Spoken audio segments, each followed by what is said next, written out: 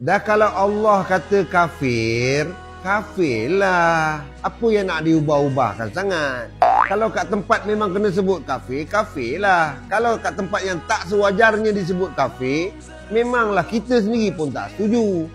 Jangan nak diubah-ubah, nak mandai-mandai sangat. Hati siapa yang korang nak jaga sangat ni? Allah panggil kafir ni bukan baru semalam. Allah panggil golongan yang bukan Islam ni sebagai kafir bukan baru jadi minggu lepas, babe. Benda tu dah berlaku lebih daripada 1400 tahun yang lalu. Jadi apa yang kau nak ubahkan sangat? Handal benar kau ya?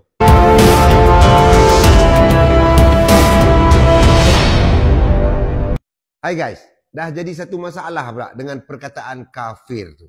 Kan? Dah tak boleh nak sebut kafir tu. Kononnya untuk menjaga hubungan, menjaga keharmonian dalam kita berhubungan sesama masyarakat kita yang melibatkan bukan Islam. Persoalan dia, apa masalah dengan perkataan kafir ini? Kita dah berketurunan duduk dekat Malaysia ni berpuluh-puluh tahun bersama dengan masyarakat yang berbilang bangsa dan agama. Dan perkataan kafir itu telah diguna pakai bukan baru 2-3 hari lepas. Perkataan kafir ini telah pun diguna pakai melebihi 1400 tahun yang lalu. Ia merujuk kepada orang-orang yang bukan beragama Islam. Kalau kita orang yang suka membaca dan suka mengkaji, kita akan tahu apakah gelaran yang diberikan oleh orang-orang Yahudi kepada orang-orang yang selain daripada bangsa dia orang. Lebih dahsyat daripada itu guys. Dan kepada kawan-kawan yang tak reti apa ni, yang sibuk nak jaga hati orang ni, nak tukar perkataan kafir itu kepada non-Muslim, saya nak bagi tahu sebenarnya maksud dari sudut bahasa perkataan kafir itu jauh lebih baik maksudnya daripada non-Muslim. Dari sudut bahasa, perkataan kafir itu datang daripada root word kafara, maksudnya tertimbus, terlindung. Sebab tu dalam masyarakat orang Arab, Arab dusun ke Arab kampung ke, kalau di kalangan diorang ni ada yang bekerja sebagai petani, diorang juga kadang-kadang dipanggil sebagai kafir. Maksudnya orang yang menimbus, gali lubang timbus, gali letak benih timbus. Menimbus itu adalah kerja kafir. Maksudnya kerja menimbus, menimbus sesuatu.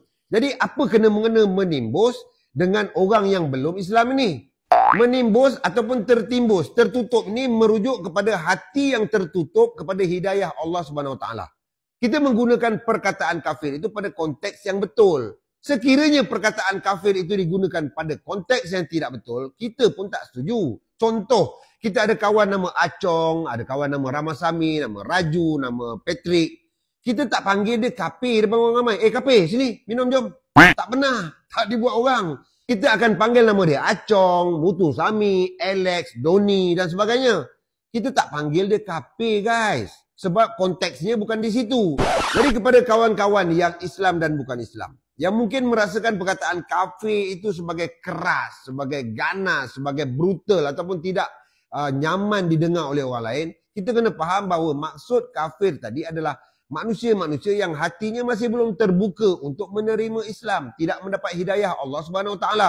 Itu je. Berbanding dengan perkataan non-Muslim. Non maksudnya tidak. Muslim ini adalah orang-orang yang beragama Islam. Islam itu datang daripada perkataan salama yang bermaksud sejahtera, selamat, aman, tenteram. Itu maksud Islam.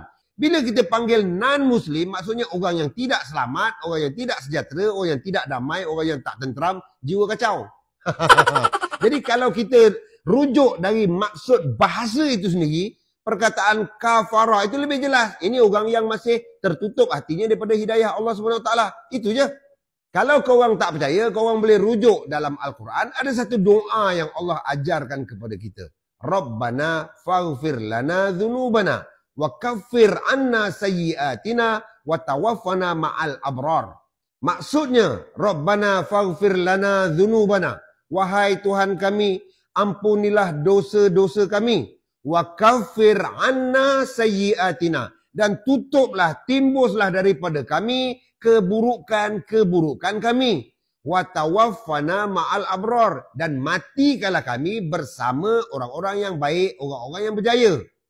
Jadi kan jelas maksud kafir tadi adalah timbus, tutup, lindung. Kita juga minta Allah supaya menimbus, menutup keburukan kita.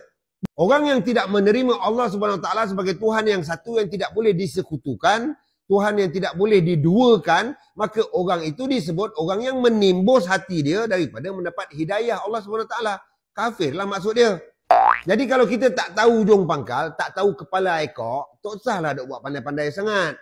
Sibuk nak jaga hati orang tu, nak jaga hati orang ni. Konon-kononnya benda ni nak mengharmonikan keadaan. Dah 1400 tahun lebih lah perkataan kafir itu digunakan di seluruh dunia. Tak ada masalah pun sebab kita gunakan pada konteks yang betul. Bukan dengan memanggil orang yang bukan Islam ni sebagai kafir. Kafir sana, kafir sini. Kan? Jadi korang ni jangan buat cerdik tak tentu pasal. Kita kena faham apa maksud di sebalik perkataan kafara ataupun kafir itu tadi. Dan apa pula maksud non-Muslim. Jadi kalau kita panggil dia orang ni non-Muslim, dia lagi huduh sebenarnya. Maksud dia, orang yang tak selamat, orang yang tak tenteram, orang yang tak sejahtera, orang yang tak dapat rahmat Allah. Kan buruk bunyi dia tu kan. Kalau kita tukar kafir itu kepada non-Muslim pun, benda ni tak ubah apa-apa. Kita tak panggil dia pun sebagai non-Muslim. Kita akan panggil nama dia macam biasalah. Non-Muslim, jom minum. Tak pula macam tu kan. Benda yang tak pernah jadi masalah, korang permasalahkan. Jadi kepada yang Islam ni, belajarlah. Kan? Supaya kalau kita ni tak tahu pun taklah sampai ke level bongok.